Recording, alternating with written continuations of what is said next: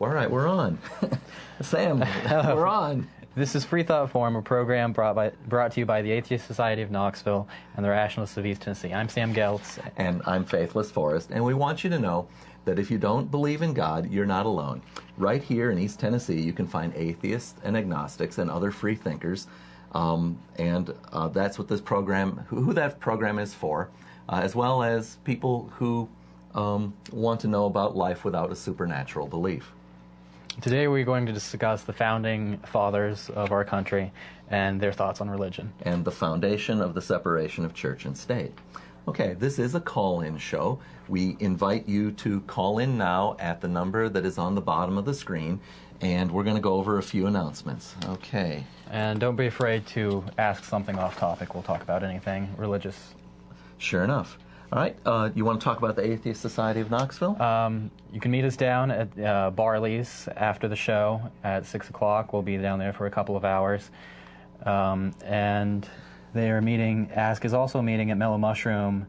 And it's March the 23rd. March the 23rd at 5:30. All right. Always look for the silver-copied cover of The God Delusion. That's how we mark the table where we're seated. All right. And the Rationalists of East Tennessee have a Sunday morning, March the 20th, visiting speaker. It's a Dr. Joy DeCency, and he's going to speak about Martin Buber's I, Thou, and I, It, philosophy and sport. I'm not sure how he's going to link those two together.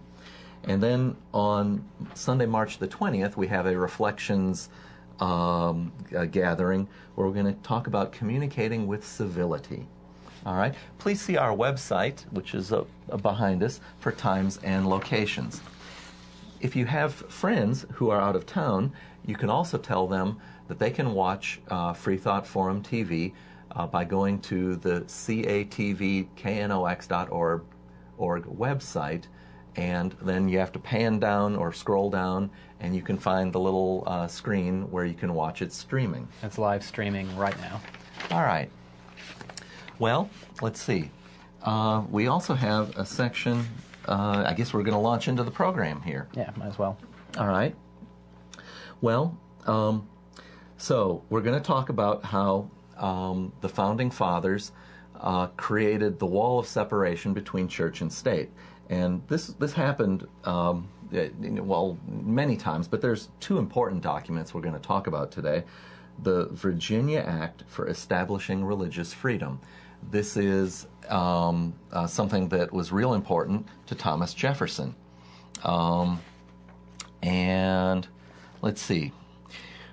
In fact, it was so important that it was mentioned on the tombstone he's got. I see I've jumped ahead on the script here. We're going to talk about what gods meant to the Founding Fathers. Yeah. And as we live in a nation that is often claimed to be Christian, we kind of want to ask, and they'll claim that the founders were Christian, we kind of want to ask, well, what if the founders were, claiming that they were worshiping the Egyptian gods? Does that make the Egyptian gods any more real? You follow what I mean by that? If someone says we're a Christian nation just because they say, well, all of the founders or a majority of them were Christian, does that lend any credibility to there being an actual Jehovah? Yes.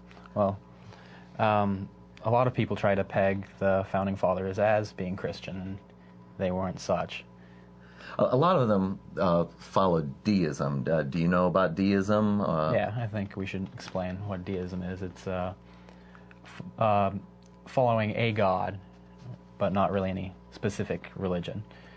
And I don't think we can blame them for that at the time that they lived in history.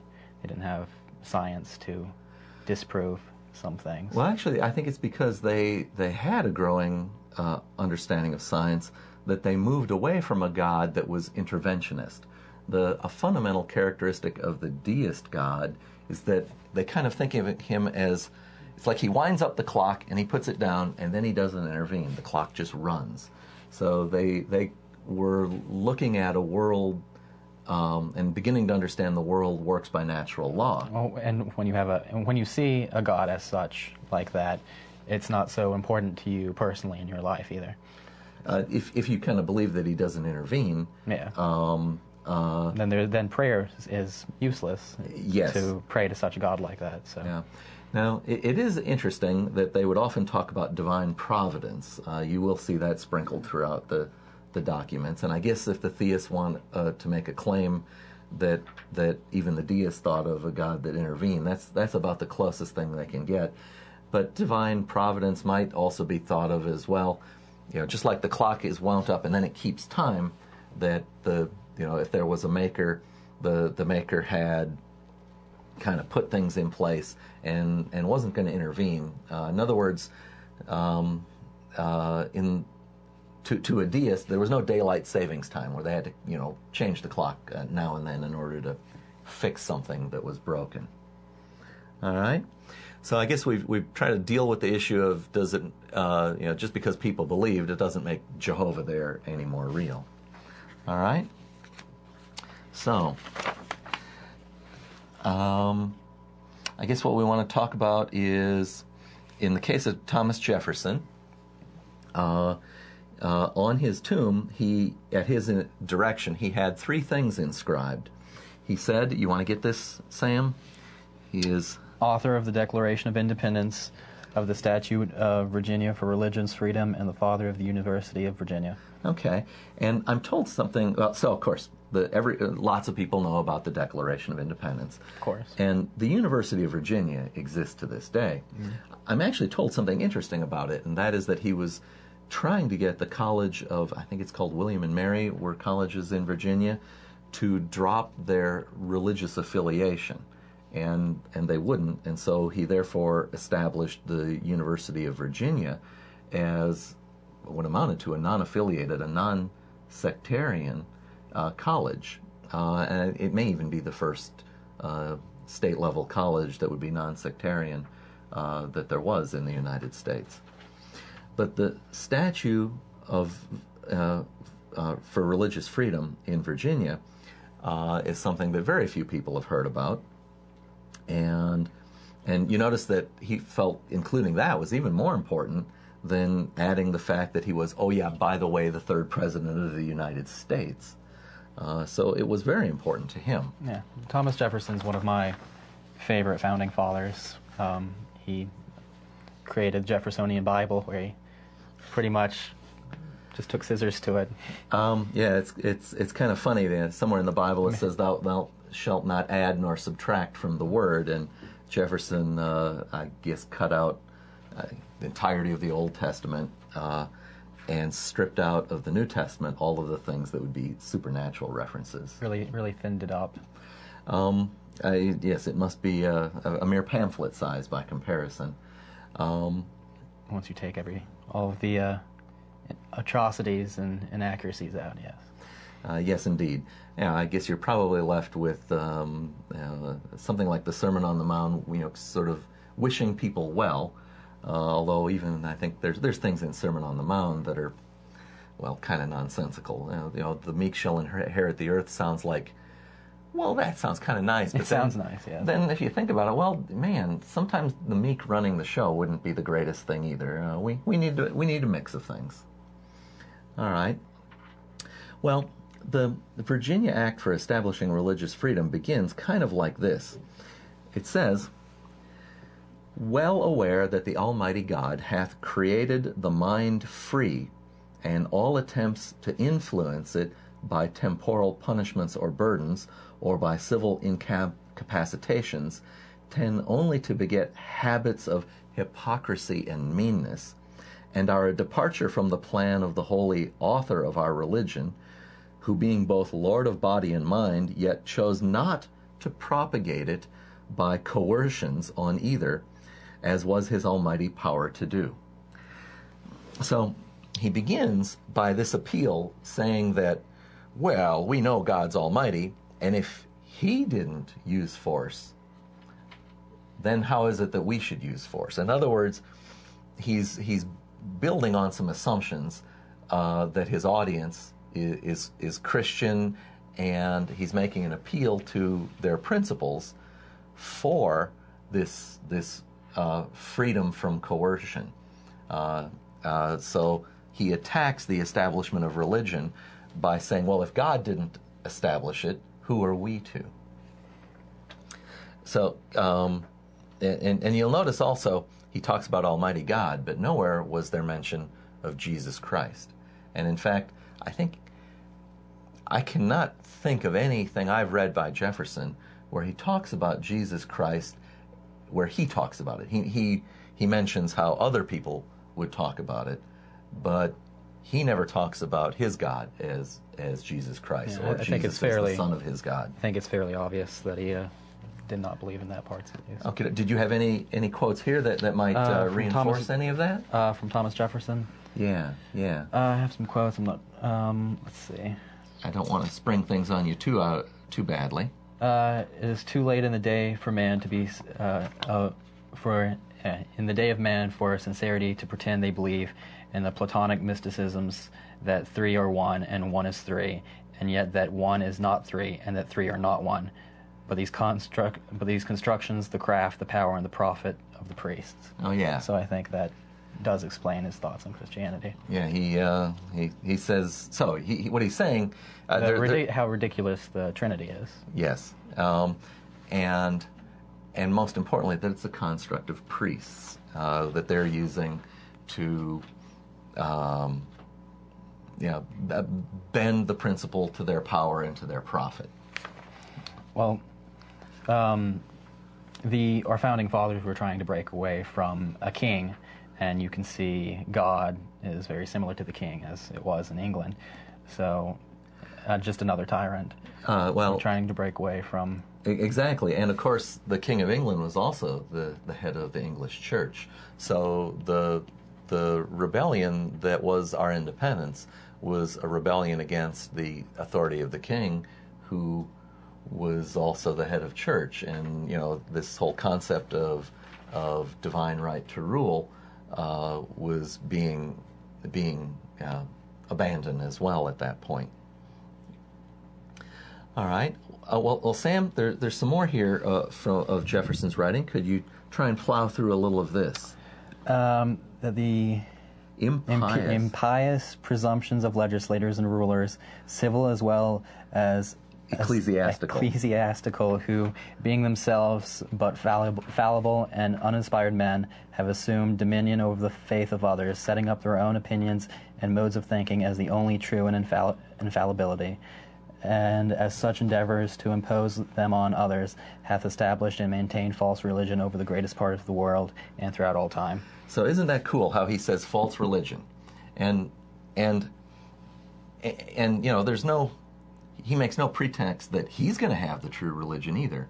He's essentially holding out this idea that we're all practicing false religion, and that certainly these legislatures, and when he says ecclesiastical, he means the church officials, that they're doing this for power, for dominion over others, and that this is, when he says false religion, he's implying that they have no right to do so. It also strikes me that today, if a politician was to say anything like this towards Christianity, they would not have a chance at holding a seat. Certainly during Jefferson's time, he was accused as being an atheist, because that was an accusation that people used to try and drive their political opponents out of office or win elections.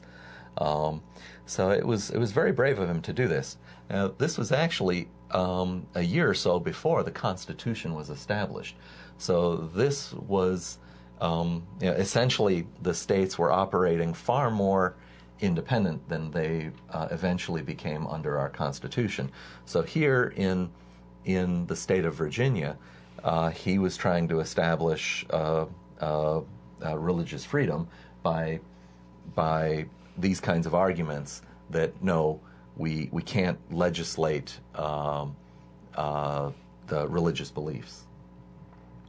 All right. So let's see. The resolution further goes on to say that To compel a man to furnish contributions of money for the propagation of opinions with which he disbelieves is sinful and tyrannical. That even forcing him to support his or that teacher of his own religious persuasion is depriving him of the comfortable liberty of giving his contributions to the particular pastor whose morals he would make his pattern and whose powers he feels most persuasive and righteous. And then the option of withdrawing from the minister those temporal rewards which, proceeding from an approbation of their personal conduct, are an additional incitement to earnest and unremitting labors for the instruction of mankind. Oh, that last part was hard to follow.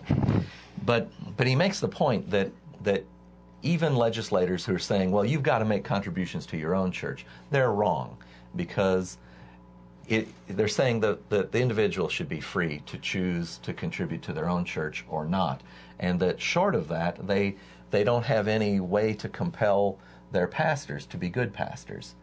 In other words, they're bringing market forces into religion by saying that the pastors must earn the support of their congregation. Okay.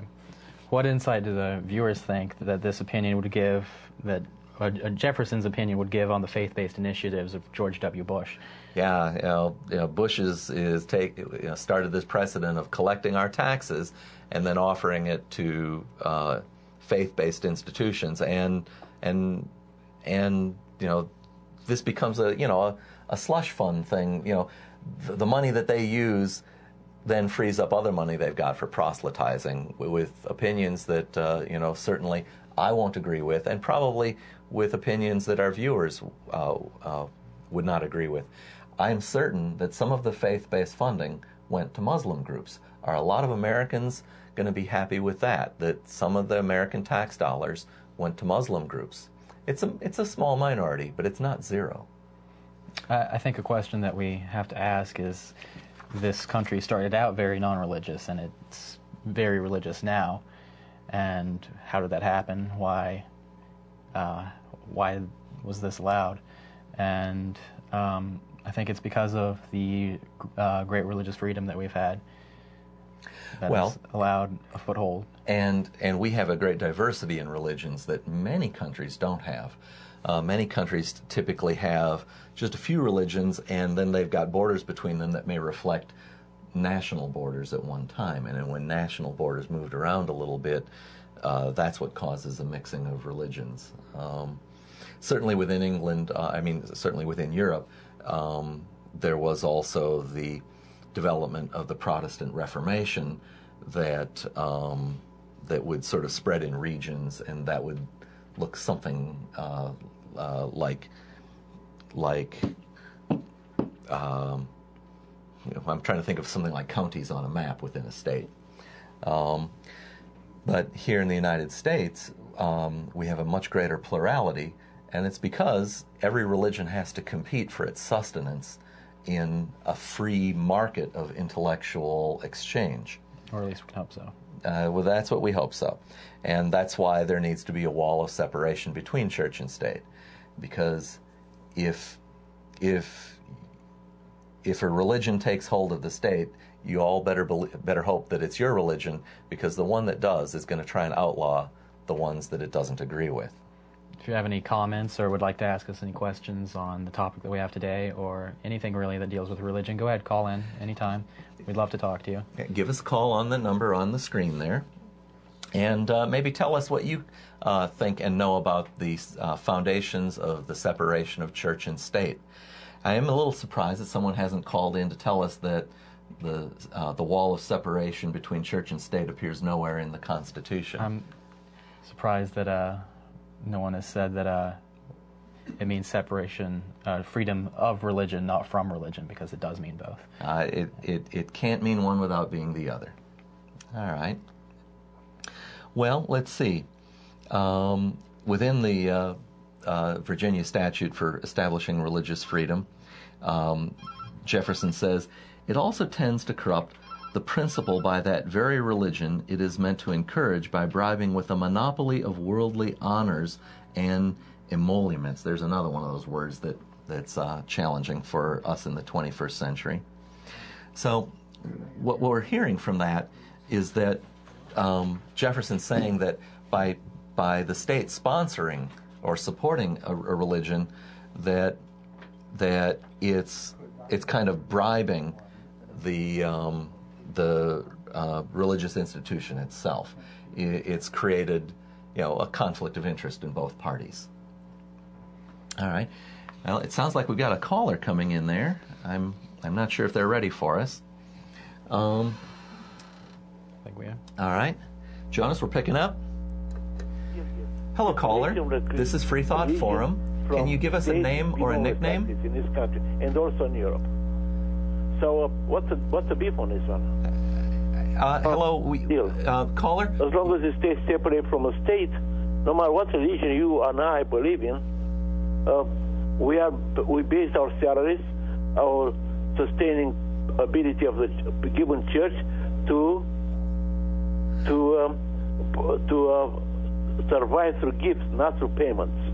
No one is forced to pay anything. We live by faith. I'm a Baptist, even though my name is Greek, but I'm a Baptist.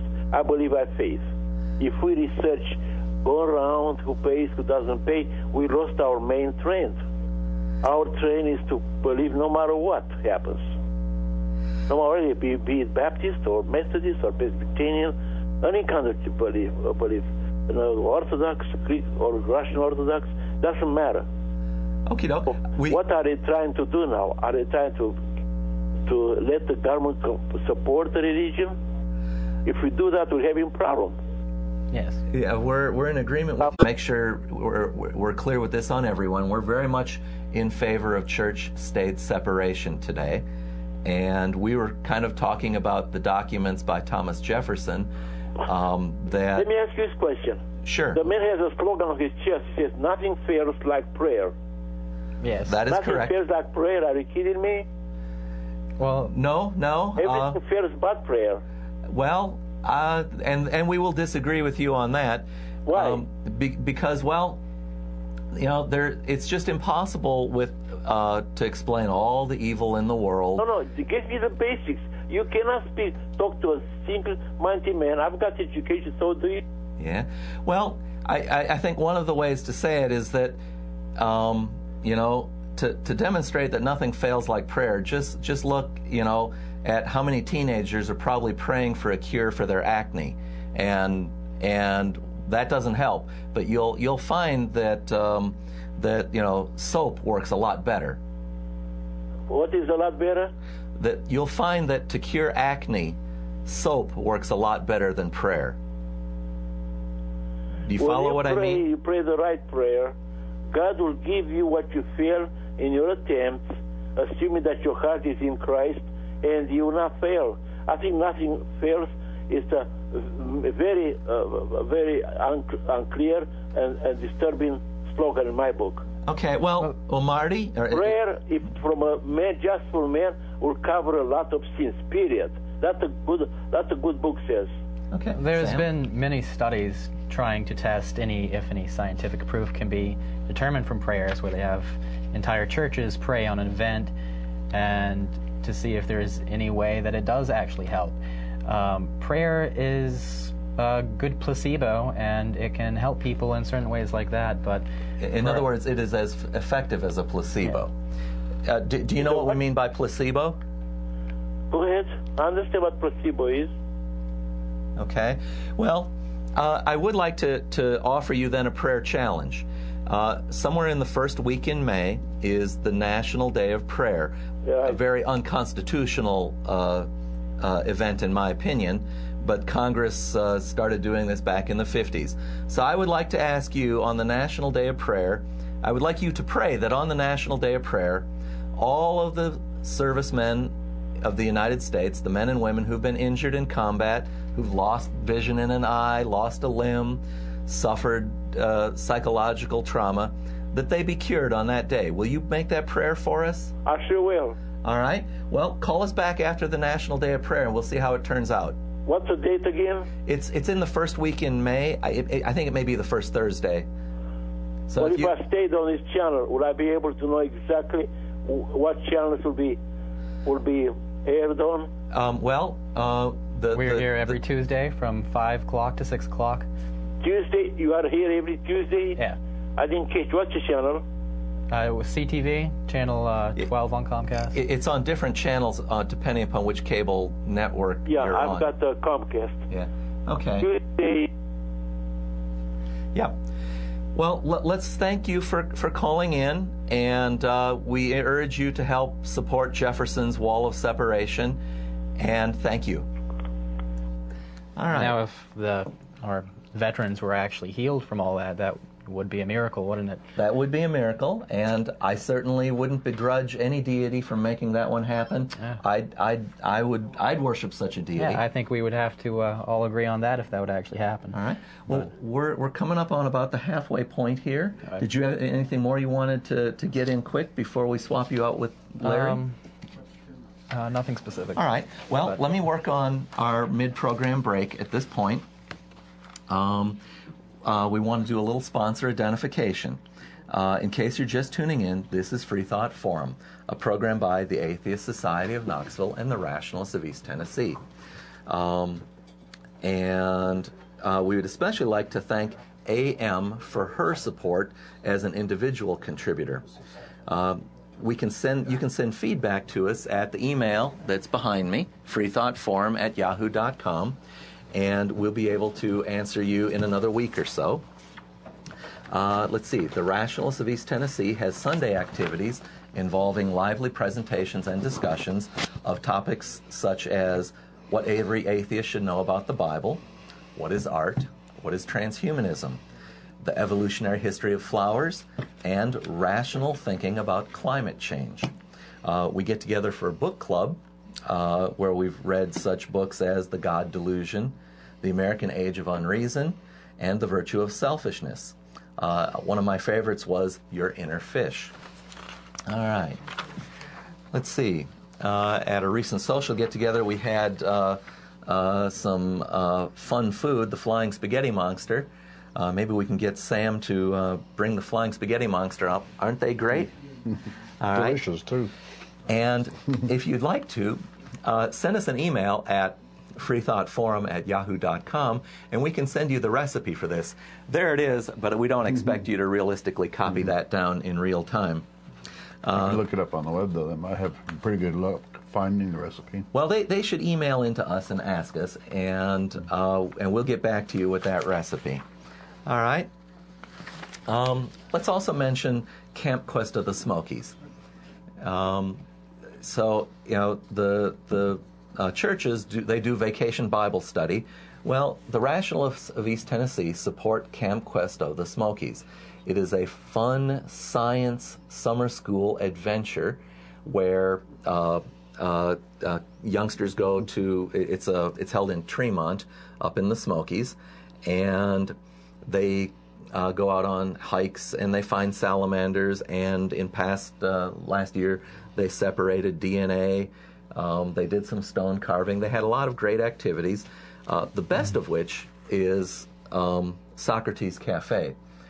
Socrates Cafe is a little bit like what us adults do at ASK, where we maybe discuss how we left religion and how we form a moral basis of life.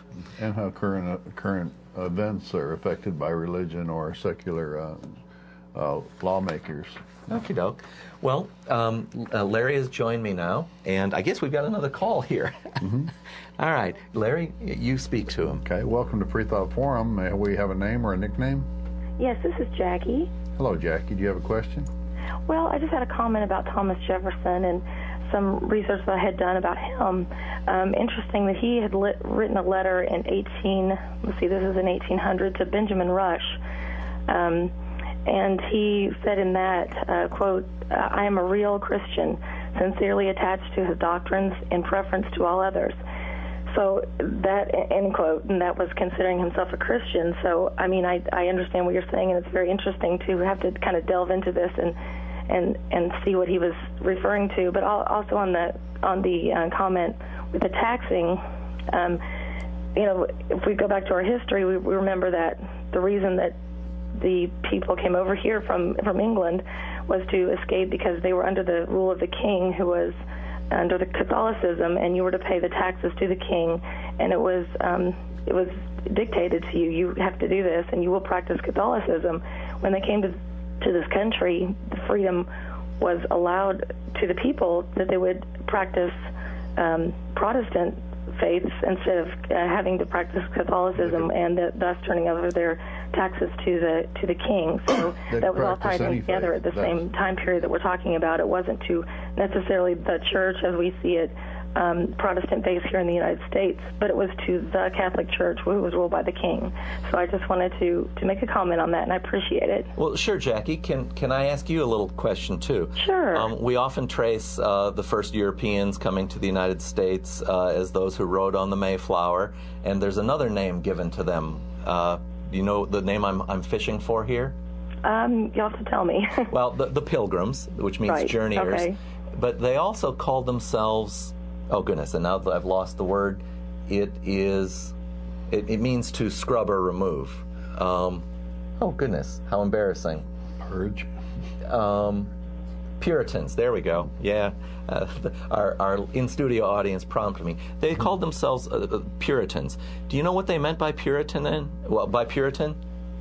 I'll hear your take on it, because I can imagine what I know and have read, but I'd like to hear what you have to say about that. What they meant is they wanted to purify their rituals of things that were not proper. And I think what they meant is, as many Protestants did, they wanted to purify their religious practice of things that they thought were non-biblical that the Catholic Church was doing. And most importantly, they wanted, this purifying implies, removing stuff. And right.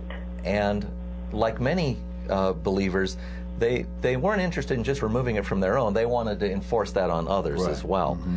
And so, they would punish people who didn't meet their standards as well. That was the New Continent's first fundamentalists. Yes. So, although they left England, well, technically I think they left Holland to escape religious persecution, they really wanted to then set up and run a system by their own rules, and they weren't very tolerant of others. And in fact, I think it's a Roger Williams who eventually left and formed the Rhode Island colony to escape the religious persecution of Puritans. Getting back to Thomas Jefferson just for a moment, have you ever heard of the Jeffersonian Bible? Yes, I have heard of that. What have you heard about it? I've just heard mention of it, but I've not heard any too much research on it or anything like that. Apparently, he got rid of the entire Old Testament, and he also got rid of any magical or miracle things that Jesus was supposed to have done. He took out most everything like that, and just had what he had left was just the teachings of Jesus. Now, there are a lot of people that wouldn't call that a real Christian, even if he called himself one. And at other times, he said that all religions were based on fables and myths. Yeah. So, there's a lot of room for latitude there. Let me amplify it, Jackie, on what Larry said. So when Jefferson made the Jefferson Bible, he wanted to pull out what he called moral teachings. And I may actually be mixing in something from Thomas Paine. But the deists, what they would often do is they would say Jesus may have been the most moral man, meaning he was preaching good ideas, but they didn't ascribe to him anything like divinity. Mm-hmm. All right? And Jefferson was in that camp. Yeah, and certainly the Bible says that you shall neither add to nor subtract from the Word. And he certainly did. Jefferson didn't feel constrained by that. So we can certainly say Jefferson didn't think that the Bible was the unaltered word of any deity, of his deity. Right. I see what you mean there. I just think that to say that he was not in the Christian faith at all, when we have letters that are written by him, was not correct. But I agree that he had a sort of at that time, I guess, would be a New Age way of thinking of things in a lot of sense. That was just not the typical back then. That was just kind of out in the left field thinking for back then. No, I think it was more in the mainstream. But there was a foundation, though, of Christianity for him as far as his writings and his letters. He was not, as far as he's not, I don't believe he's correct, and there's a lot of preachers and people that aren't correct in what they believe and think, but at least in this country we have a right to do that, and that's what we're all about. And that's one of the important legacies that Thomas Jefferson left us. The Virginia Act for establishing religious freedom predates even our nation, such as it is, and that's why it is program content. All right? Thank you. All right. Thank you. Thank you for calling in, and we hope you keep watching. Sure will. Thank you so much. Bye then. All right. Well, we hope some other callers would like to speak to us about the foundation of separation in church and state. Mm-hmm. Just as a reminder, if you haven't noticed yet, we start at 5 o'clock now instead of 5:30, so it's a full 1-hour show every week. And this week we're talking about the Founding Fathers and what their beliefs really were. Go ahead. All right. Well, in addition to the Virginia Act for establishing religious freedom, a year before that, James Madison introduced legislation into the Virginia legislature. I shouldn't say introduced legislation. He was opposing legislation to fund teachers of the Christian religion. He is, Madison is also known as the principal architect of the Bill of Rights. Which came into our Constitution during the first Congress. So we've got some things here from James Madison's document of 1785. It's called, the Memorial and Remonstrance Against the Religious Assessments by James Madison. To the Honorable General Assembly of the Commonwealth of Virginia, it reads, a memorial and remonstrance against religious assessments. And it continues, we are subscribers, citizens of the said Commonwealth, having taken into serious consideration a bill printed by the order of the last session of General Assembly entitled A Bill Establishing a Provision for the Teachers of the Christian Religion, and conceiving that the same, if finally armed with the sanctions of law, will be a dangerous abuse of power, and we are bound as faithful members of a free state to remonstrate against that, and to declare the reasons by which we are determined so.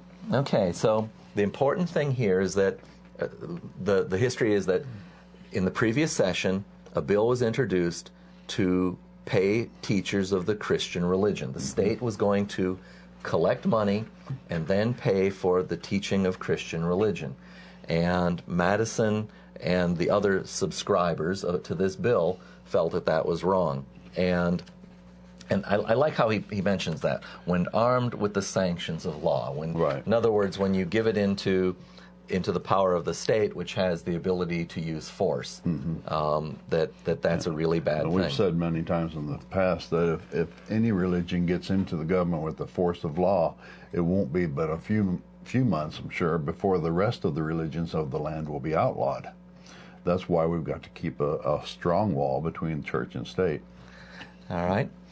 Well, continuing on with the bill, we remonstrate against the said bill because we hold it for a fundamental and undeniable truth that religion, or the duty which we owe to our Creator and the manner of discharging it, can be directed only by reason and conviction, not by force or violence.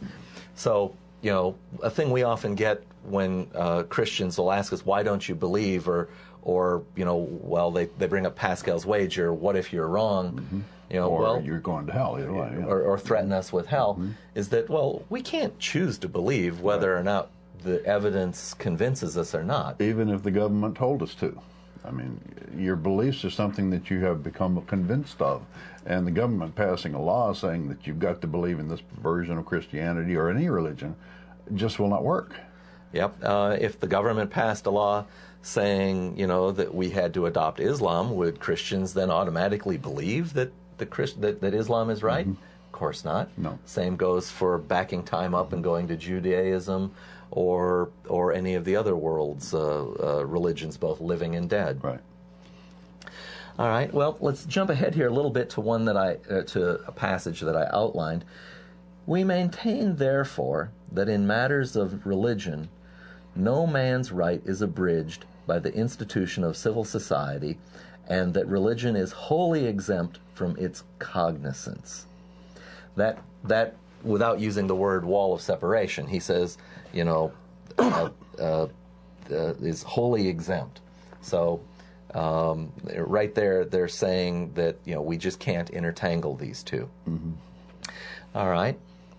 He mentions that it is also true that the majority may trespass on the rights of a minority. So it is really, unless you really think that you're in the majority, you better hope that religion doesn't take hold of the government.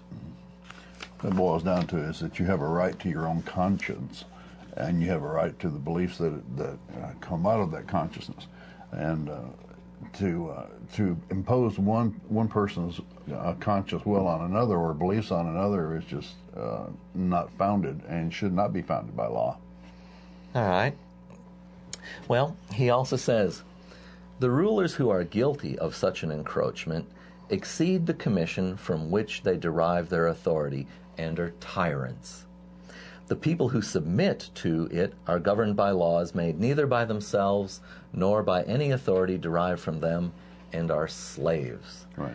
When you think of the old kingdoms, the kings usually got crowned by the chief religious figure, and it was the united church state against the people at the time, which is what our last caller was talking about. That when you get to that point where the church and state both demand your compliance, you are no more than slaves. All right. I like this phrase here that comes up in this next passage. He talking about the importance with which we should react to it. You want to read this first sentence or so? Sure. Here? Because it is important to take alarm at the first experiment on our liberties, we hold this prudent jealousy to be the first duty of citizens, and one of the noblest characteristics of the Revolution. They're talking about, of course, the American Revolution. Yeah, so this was written during a time after the Revolution, when the United States had actually been established, but the national government was operating under the Articles of Confederation, which really was like a treaty between states, or like a treaty between nations. Mm-hmm. And we weren't really the same union that we are now, that was created by our Constitution of 1787. And I like how he says we must take alarm at the first experiments on our liberty.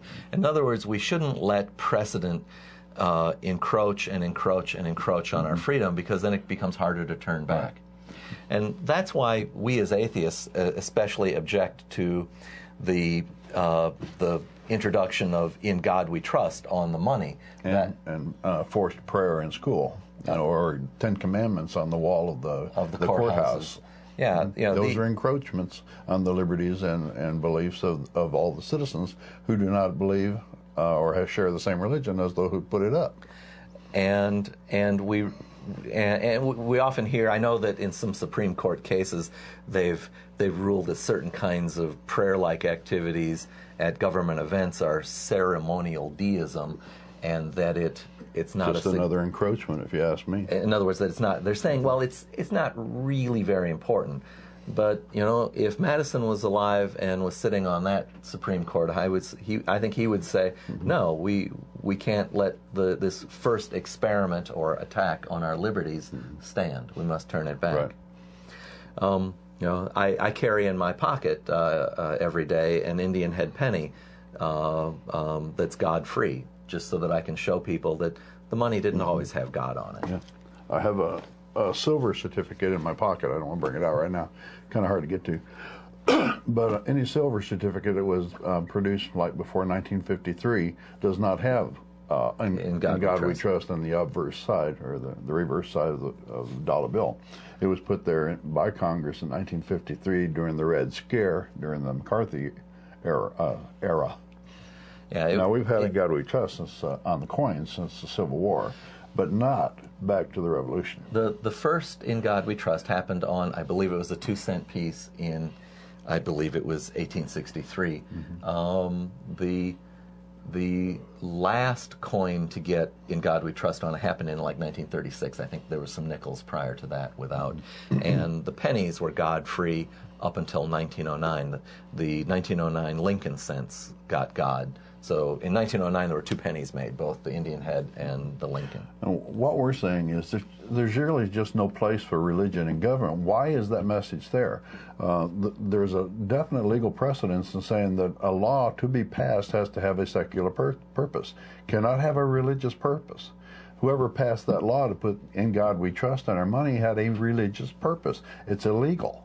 But the Congress, because they're so backed by the religious right of their day, knuckled under and went for it.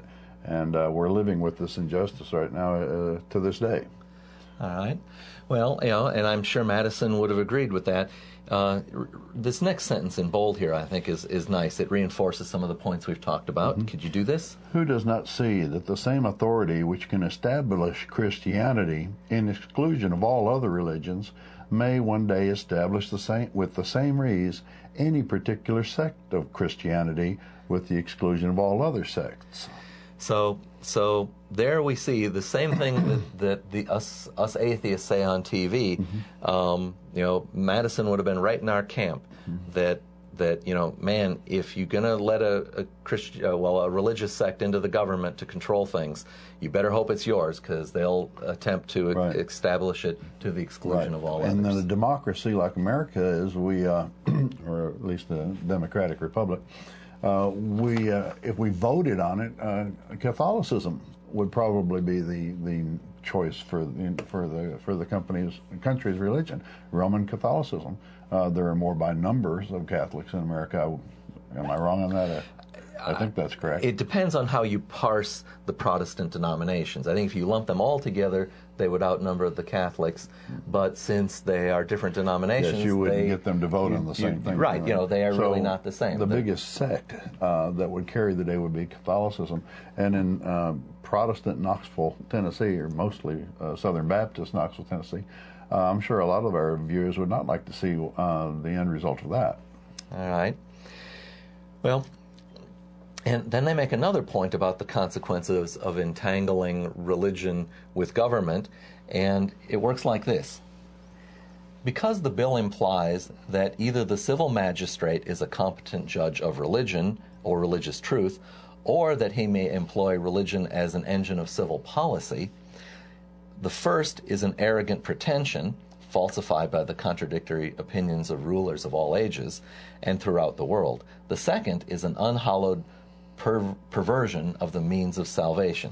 In other words, if you're going to let the government choose or fund the teaching of religion, now you're going to make the government judge of what is religious truth. Mm-hmm. And if you think that you can employ religion to get to promote civil policy, well, you've perverted what is supposed to be a means of salvation. At least if the Bible be true, mm-hmm. It's telling you a means of salvation. It's not meant to tell you how to govern people. Mm-hmm. All right. Well, we got a little less than 9 minutes left here. We wish some people would call in and tell us what they know about the wall of separation between church and state, especially its foundation. All right. Larry, did you want to have any more there, or would you like to try this other passage? Well, there was just one thing that I was going to say about James Madison. One of his quotes that he carries, it says, talking about Christianity, he says, at his time in 1796, it had been around for almost 15 centuries. He says, during almost 15 centuries has the legal establishment of Christianity been on trial. What has been its fruits? More or less, in all places, pride and indolence in the clergy, ignorance and servility in the laity, and in both superstition, bigotry, and persecution, which you know yourself, if you've been a study of religion over the ages, he nailed it exactly. Once you have somebody who stands up and hands you the truth, well, at least what they call the truth, it kills your own imagination, kills your own curiosity. You have all the answers. You don't need to go looking for anymore, and it endeavors to engender servility in all of us. Well, the the Renaissance began, and it's not coincident, with the crumbling of the monolithic power of the Catholic Church. When people first began to say, well, we're going to read and interpret the Bible on our own, they also began to say, well, we're going to understand the universe around us on our own. Right. And in the about 400 or 500 years since that kind of thinking has emerged, the world has been transformed by science and technology. And that's the exact opposite of being civility in the laity in both superstition and bigotry in persecution. So what you actually read there was the next section coming up here of about that great minds. There we go. All right. Well, about 7 minutes left. If you want to get a call in, 215-2288.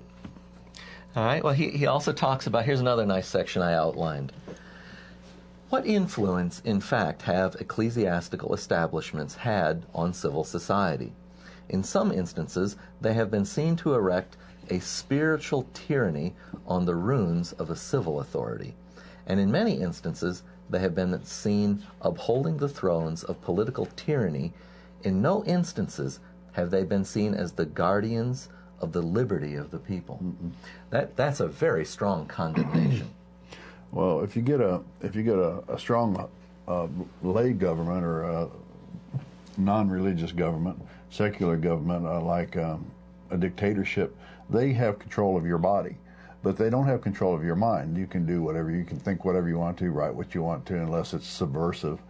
But when you get a religious government, all of that goes out the window. They want control of your mind. They want to make sure that you think along the same lines as they do.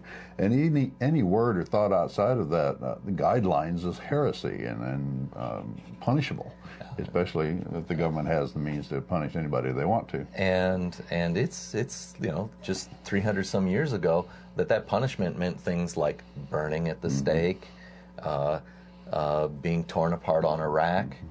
And confiscation of all your materials, exclusion from the society, being run out of the country. All right. And that's just for not believing what they say to believe, if you can imagine that. Yeah, there's a man who made advancements in astronomy whose name is, I probably mispronounce it. I think it's something like Servetus. Sounds right. He was burnt at the stake, and what I hear is that part of he was supporting Copernican heliocentric theory, where the theory that the Earth goes around the sun. But I guess one of the issues was that they wanted him to ascribe to the idea of the Trinity, or maybe it was disascribed to it. It wasn't clear to me which side. At this time, the church supported the heliocentric system. And he was going along with the church, but he just didn't subscribe to their Trinity versus Unitarian deity. But then again, if you try to get away from the church's teaching on the heliocentric system like Galileo did, the church couldn't have that. He was a very well-known person in his time, a well-known scientist. They couldn't just kill him right off, so they put him under house arrest. And he lived for the last 15 years of his life in house arrest. Yep. Just because he saw something about the universe that the church did not condone. So it was dangerous in that day and age to make a scientific advance and to have the unfortunate luck of saying the truth that the people in power felt threatened by. Right. Giordano Bruno was in the same boat as Galileo, but he didn't have his notoriety, and they killed him. They put him to death for his non-heliocentric view of the universe. All right, well, Madison's memorial and remonstration has a little more on that.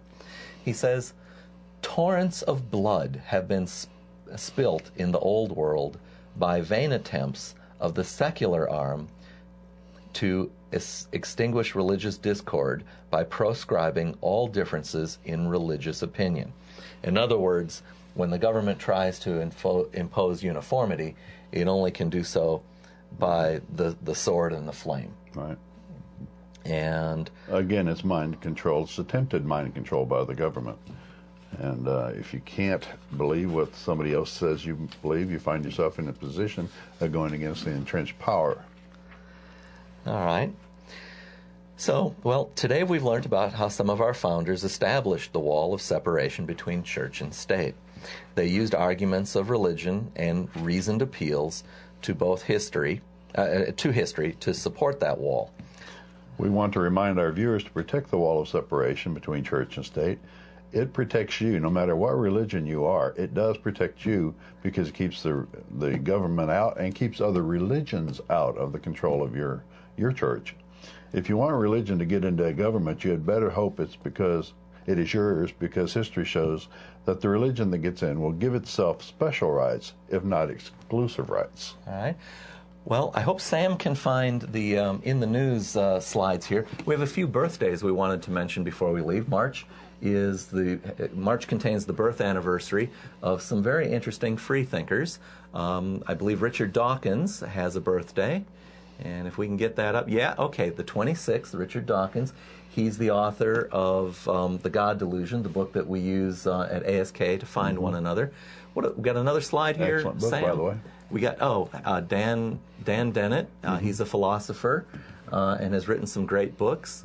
One of his books is The Mind's Eye, and he's talking about the eye. In other words, what's actually in there that makes you. Right. Excellent book. What other birthdays have we got? Oh, Penn Jillette. I'll confess, I don't know which one's Penn and which one's Teller. Any idea? I think Penn is the tall one. The tall one? All right. I could be wrong. And I think we got another one. It's real important. It ties into today. All right. We're looking at, and here it is, James Madison, the author of the Memorial and Remonstration. Well, let's do the close-up here, Larry. Okay. It's about time to wrap things up. Get out your pen and paper. We'd like to show you our email address. Only have about 45 seconds left. I doubt we'll be able to take any more calls. You can reach us at freethoughtforum@yahoo.com. That's freethoughtforum@yahoo.com.